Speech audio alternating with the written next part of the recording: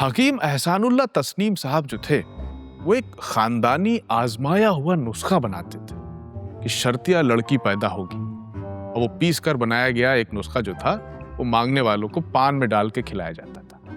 अब नुस्खे के 100% कामयाब होने का अंदाजा आप इससे लगाइए कि कानपुर में किसी की जाती बीवी के यहाँ भी अगर लड़की पैदा होती थी तो हकीम साहब के सर हो जाती थी। कहते थे हो ना हो तुम उन्हीं का पान खा के आए हो।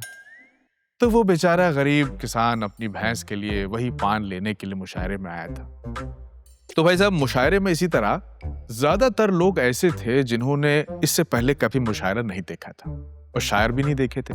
कुछ लोग तो इसलिए आए थे कि ये देखें कि भाई शायर होते कैसे हैं, हम ही लोग की तरह होते हैं या कुछ मतलब इंसान से अलग लगते हैं देखने। तो साहब भीड़ खचाखच भरी हुई थी। मुशायरा शुरू हुआ ये कोई रात के 12 बजे के आसपास।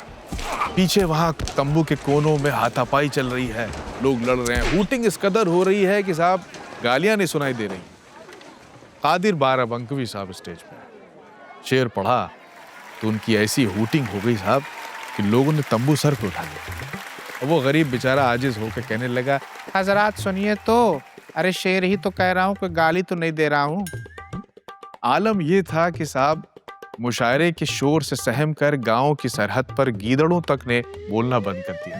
पूरी कहानी के लिए देखिए हमारा शो स्टोरी बॉक्स आज तक रेडियो के YouTube पर या फिर सुने Spotify, Apple पॉडकास्ट और Amazon म्यूजिक पर।